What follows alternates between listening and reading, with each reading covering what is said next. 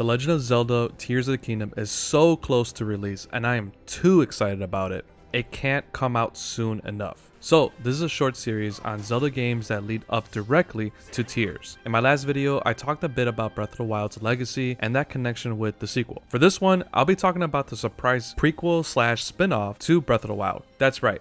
These games are technically a trilogy of sorts, whether we like it or not. And yes, you've heard that right. Hyrule Warriors Age of Calamity is part of the Zelda trilogy. It's really weird to think about it, but that's the point. Let's talk about how weird this game is and how it fits in with Tears of the Kingdom. Let's do it.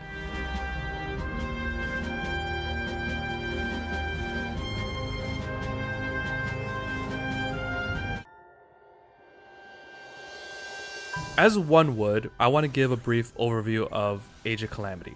The game was announced at a Nintendo Direct in September 2020, being introduced by Eiji Aonuma with a release date just 2 months later in November. It surprised almost everyone since no one was expecting a game like this in the works. The idea was to explore the events that set up Breath of the Wild since that game mostly referenced it. Because of the nature of the events taking place when Calamity Ganon and his forces are overtaking Hyrule, Breath of the Wild's director Hidemaro Fujibayashi believed Omega Force's warrior-style gameplay would work well with the setting. So Aonuma and the Zelda team partnered up with Koei Tecmo, and they were able to develop this game under the cover of shadows. Honestly, probably the most impressive thing about Age of Calamity is how well Omega Force was able to incorporate a lot of the details and mechanics from Breath of the Wild into this game. These details range from cook meals to boost stats for a mission, finding Koroks, using the Sheikah Slate, and the iconic art style. This happened due to the close partnership between the Zelda team and Omega Force in developing this game. And a pretty funny tidbit about that grass that sways so perfectly, and that's basically the gist of the development behind this game, but we'll get into more of that Breath of the Wild story connection later on. First, as a note, I've never played a Dynasty Warriors game, so I'm not totally familiar with this particular style. So just letting you know in case you feel any kind of bias from me, the essence of the gameplay is it's a hack and slash. It's more or less a button masher of sorts. You're mostly focusing on trying to land combos to obliterate these enemies. That's kind of the point of the game. It's just annihilating thousands of bokoblins, moblins, Yiga clan soldiers, etc. You're just committing genocide on these enemies. Age of Calamity starts you off as Link, and as you progress through the story, you unlock new characters to use, and each one has their own moveset. It's fun trying out new characters and seeing if their style meshes with your vibe. Most of the time, the player is fighting against armies to capture a point or beating a boss type enemy to complete the mission. Depending on the level, you select the characters you want to play with and outfit them with weapons you earn and upgrade. Link is the most versatile since he is able to use the 3 types of weapons found from Breath of the Wild, while the rest of the characters are relegated to only using their own weapon type. Other characters have their own particular style that I think really complements the character's personality. There are some characters where I didn't mesh well with, but again, that's okay since there are plenty of other characters to try. Now here's my bias, but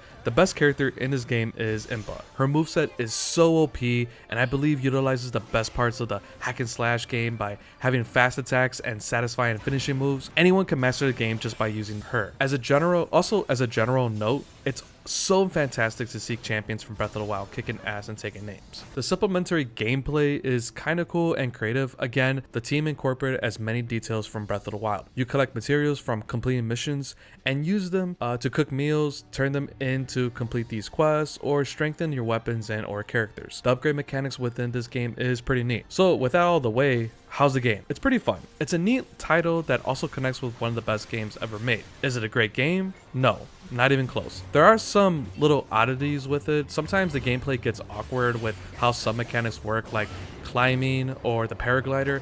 Also, the camera doesn't necessarily move fluidly to help you, especially as you're trying to mow down more enemies than what the Switch can render at a time. Thankfully, these mishaps don't happen often. The main thing for me that kind of bogs it down though is how repetitive it can be. Like, I'm not lying, the main gameplay loop is just button mashing to KO these fools, and then run to another part of the map and do the same thing. That's about like 90% of the game. There are other like minigame like levels where you take over a divine beast. Not sure how you feel, but when developers add levels where you can play in a mech, it makes the game 10 times better. That's a fact. But like the rest of the game, there are awkward mechanics and sometimes can be a frustrating experience. Overall, the takeaway here is Age of Calamity is a pretty sweet game that's fun to play through once or twice. It's not going to wow as much as Breath of the Wild, but technically speaking, this game is worth playing for a different reason, and that's the story. And the story is kinda weird. Spoiler territory coming up, so you got a chance to skip to the next part if you want to play this for yourself. Okay, cool. The reason why there's spoiler for this game, even though this is a game centered around the events leading into Breath of the Wild, is that it technically is on a separate timeline. Yep. Hats off to another timeline change for the Zelda franchise. This is why this game is considered to be a prequel slash spin-off. The short of it is, during the Great Calamity, where the destruction of Hyrule is underway, this little guardian dude time travels to before the Calamity started and gets discovered by Zelda, Link, and Impa. Over the course of the game, you assemble the champions to fight back against the growing threat of Ganon's army, led by this freaky dude named Aster. There's back and forth over who's winning the war, and eventually the good guys' side is losing due to Ganon and co being clever and ambushing the champions until, get this, the new champions, the characters that help you in Breath of the Wild in those Divine Beast missions, time travel to your timeline and swoop in to help you reclaim those Divine Beasts. And eventually, the squad's gotta do the final huge battle at Hyrule Castle, and you defeat Astor at Calamity Ganon, and there you go. Crisis averted. There are many more details for sure, actually a lot of details. I would have to say a great part of this game is how the cutscenes show how badass and awesome a lot of these characters were. Like, look how amazing these moments were. And granted, playing this game just makes me want a full-fledged spin-off with these characters. Nintendo, just make an Impa spin-off for me, please. Omega Force really did a great job on the story, mostly by going in their own direction. It's a much more straightforward story with the stakes a lot more apparent and in the foreground compared to Breath of the Wild. They were able to reimagine the struggles of Zelda and the champions, and it was honestly pretty effective.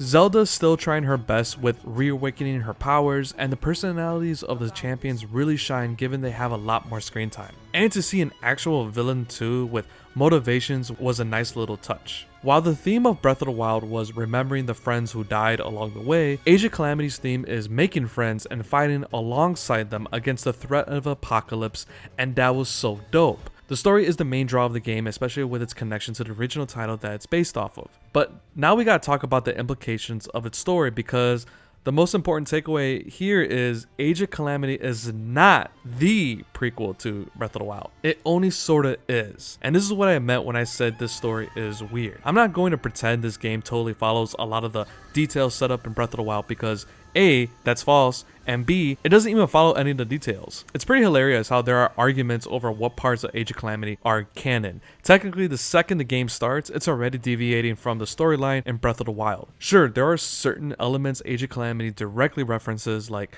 Zelda's 17th birthday and the champions, but there are many inconsistencies between these two games to try to put them on the same timeline. There are pretty good write-ups in the Zelda fandom wiki and Reddit going over the canonical status of Age of Calamity. This just makes me so happy how many people take this seriously, and I actually do mean that. Now, here's what I, a person with no authority on any kind of subject at all, think about this. Yeah, it's canon. It's not canon in the traditional sense per se.